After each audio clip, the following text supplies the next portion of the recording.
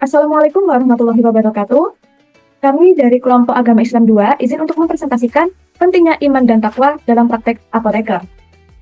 Tim ini terbentuk oleh 4 anggota, diantaranya saya sendiri, Fani Zumatul Faiza, lalu ada Nabila Faiza Zahra, Elian Haris Darmawan, dan juga Salman Faris Al-Famki. Pertama-tama kita akan membahas mengenai definisi iman dan takwa atau disingkat sebagai IMTA. Iman secara bahasa Arab berasal dari kata amanah, yu'minu imanan, yang artinya percaya atau mempercayai, dan secara istilah, iman memiliki arti kepercayaan dalam hati, diucapkan dengan lisan dan diamalkan dengan perbuatan. Adapun takwa secara bahasa Arab berasal dari kata waqo, yaqi, wikoyah, yang berarti memelihara atau menjaga diri agar selamat dunia dan akhirat. Kata waqo juga berarti melindungi sesuatu dari berbagai hal yang membahayakan dan merugikan. Adapun secara istilah, takwa artinya menjalankan apa yang diperintahkan oleh Allah dan menjauhi segala yang dilarangnya. Hal ini juga berlaku bagi seorang apoteker, di mana diharapkan apoteker dapat bekerja secara profesional, beretika, dan bertanggung jawab. Selanjutnya kita akan membahas mengenai peran apoteker atau pentingnya IMTAK bagi apoteker di industri. Yang pertama yaitu menjaga etika dan juga integritas profesi. Hal ini ditunjukkan oleh beberapa kegiatan, diantaranya tidak terlibat dalam praktek korupsi, penyebaran informasi rahasia industri, atau penyimpangan lainnya, dan tidak melakukan pemalsuan data terkait proses produksi seperti pengasihan batch record, serta hasil pengawasan dan pemantauan mutu atau disebut sebagai quality assurance dan juga quality control, seperti test report, audit internal, inspeksi temuan, dan lainnya, serta bertindak profesional dan tidak hanya mengejar keuntungan semata, karena pada hakikatnya suatu produk kefarmasian itu dapat bermanfaat untuk orang lain jika orang lain dapat menjangkaunya. Serta, di sisi lain juga apoteker lebih dipercaya oleh masyarakat karena dianggap memiliki integritas tinggi terhadap kesejahteraan pasien. Kepercayaan ini berperan penting dalam membangun reputasi industri farmasi secara keseluruhan. Serta yang terakhir, IMTAK mendorong apoteker untuk terus belajar dan mengembangkan diri. Hal ini sejalan dengan prinsip Islam berupa pentingnya menuntut ilmu dan berkontribusi bagi kemaslahatan umat. Poin yang kedua yaitu mematuhi regulasi dan standar kefarmasian, seperti GMP yaitu Good Manufacturing Practice, GDP Good Distribution Practice, dan hal ini diadopsi di Indonesia yang dikuatkan oleh peraturan-peraturan Badan POM seperti CPOB, cara pembuatan obat yang baik, CPOTB, cara pembuatan obat tradisional yang baik, dan lainnya. Adapun kegiatannya berupa mematuhi regulasi dan standar yang berlaku sebagai bentuk tanggung jawab moral dan juga spiritual, sehingga bukan hanya karena tuntutan hukum saja. Dan yang kedua, menghindari tindakan yang menurunkan sistem dan persyaratan mutu, membahayakan tingkat keamanan, serta memperburuk efektivitas produk, seperti penggunaan bahan baku yang tidak berkualitas, manipulasi uji klinis, atau tempat produksi yang tidak bersih. Dan yang ketiga, yaitu mengembangkan obat yang halal dan juga aman, karena kita sebagai seorang muslim tentunya akan diamanahkan untuk mengkonsumsi barang-barang atau produk kefarmasian yang juga halal. Karena hal ini juga tercantum dalam Quran Surah Al-Maidah ayat 88 yang artinya, makanlah apa yang telah Allah anugerahkan kepadamu sebagai rezeki yang halal lagi baik, dan bertakwalah kepada Allah yang hanya kepadanya kamu beriman. Adapun kegiatannya yaitu dengan memastikan bahan baku dan alat pembuatan produk tidak mengandung unsur haram, dan menggunakan metode produksi yang bersih dan juga sesuai syariat Islam, serta mendaftarkan produknya seperti obat, suplemen kosmetik, dan lainnya ke Badan Sertifikasi Halal untuk menjamin bahwa produk itu benar-benar halal dan masyarakat yang mengkonsumsinya tidak lagi khawatir. Selanjutnya, merupakan pentingnya iman dan takwa bagi apoteker di pelayanan. Islam sendiri memiliki perspektif bagaimana seorang apoteker yang madani memberikan pelayanan kepada masyarakat. Yang pertama, apoteker harus memiliki standar kompetensi untuk melakukan pelayanan sesuai dengan prosedur dan tidak egois. Apoteker merupakan seseorang yang memiliki kemampuan mendalam terhadap obat-obatan, sehingga apoteker ini dipercaya untuk memberikan informasi yang benar mengenai obat-obatan. Oleh karena itu, pelayanan yang diberikan kepada pasien bertujuan bukan untuk memperkaya dirinya sendiri, akan tetapi untuk kemaslahatan umat. Yang kedua, praktik farmasian yang dilakukan harus sesuai dengan moral dan etika Islam. Apoteker harus melakukan hal ini karena ilmu pengetahuan tanpa moral dapat membawa pada kemudaratan, sehingga perlu bagi apoteker untuk menjaga nilai-nilai moral dan etika ini ketika berpraktik. Dan yang terakhir, kembali kepada tujuan asuhan kefarmasian, yaitu untuk meningkatkan tujuan hidup pasien. Meningkatkan kualitas hidup pasien sesuai dengan syariat Islam, sesuai dengan hadis Rasulullah yang diriwayatkan oleh Imam Ahmad yang berbunyi, sebaik-baiknya manusia adalah yang paling bermanfaat bagi manusia lainnya. Next. Berikut merupakan aspek dalam pelayanan farmasian, yaitu Hifadin, Hifanas, Hif al-Aq, dan Hif al-Mal, yang selanjutnya akan dijelaskan oleh teman saya. Poin pertama yaitu Hifadin, yang artinya menjaga keyakinan antara apoteker, pasien, dan masyarakat.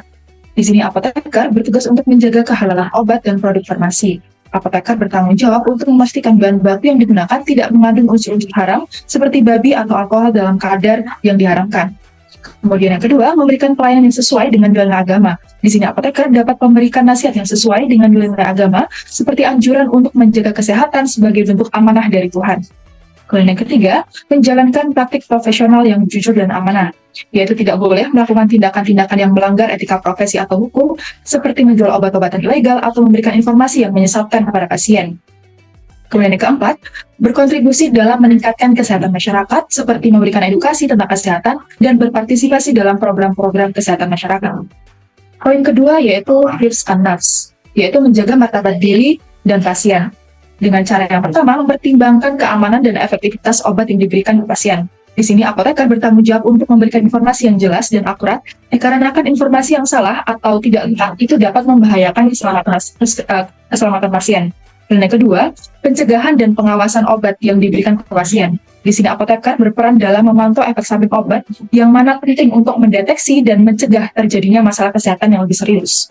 Kemudian yang ketiga, menjaga kerahasiaan informasi pasien dan profesional dengan memberikan pelayanan yang adil dan merata.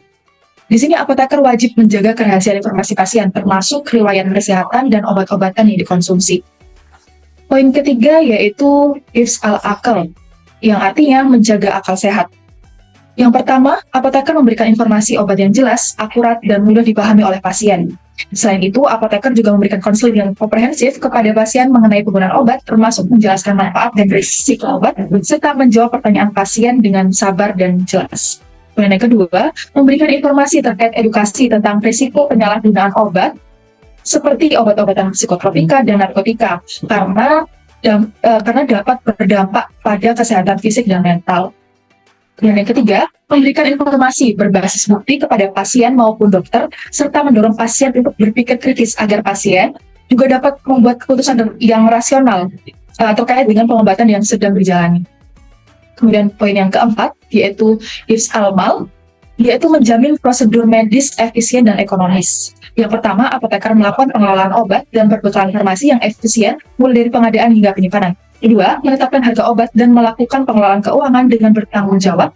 Tiga, berkontribusi pada kesehatan masyarakat dengan menyediakan pelayanan kefarmasian yang terjangkau bagi semua lapisan masyarakat. Selanjutnya, yaitu pentingnya iman dan takwa bagi apoteker di lembaga pemerintahan. Seperti yang kita ketahui, jika berada di dalam suatu lembaga pemerintahan, seorang apoteker menjadi pemangku dan pembuat kebijakan atau pengawas kebijakan yang berkaitan dengan sediaan farmasi. Tentunya dibutuhkan integritas dan kejujuran untuk bisa menjamin dan memastikan sediaan farmasi yang beredar sesuai dengan kebijakan yang ditetapkan oleh BPOM RI. Jika seorang apoteker tidak memiliki integritas dan kejujuran, maka tidak dapat dihindari akan terjadi maraknya praktik suap menyuap, korupsi, dan manipulasi ketika terdapat suatu oknum yang melanggar kebijakan dari pemerintah. Sehingga sebagai apoteker yang beriman dan bertakwa, kita harus memiliki integritas dan kejujuran. Selanjutnya, sebagai apoteker juga harus amanah terhadap pekerjaan. Seperti yang dijelaskan pada Quran Surat An-Nisa ayat 58, bahwa Allah menyuruh hambanya untuk amanah, dan jika kita menegakkan suatu hukum atau aturan, maka harus berperilaku adil, karena Allah Maha mendengar dan melihat. Setelah kita memiliki kejujuran dan integritas, kita sebagai apoteker yang ada di lembaga pemerintah juga harus amanah terhadap pekerjaan kita. Apabila ada suatu hal yang menyimpang atau tidak tepat, maka seorang apoteker wajib untuk menindak hal yang tidak sesuai dengan hukum dan aturan yang telah ditetapkan. Selain itu, amanah untuk melayani masyarakat dengan berpegang teguh pada patient-centered atau mengutamakan pasien, karena sesungguhnya segala perbuatan kita akan dipertanggungjawabkan di hadapan Allah Subhanahu wa Ta'ala.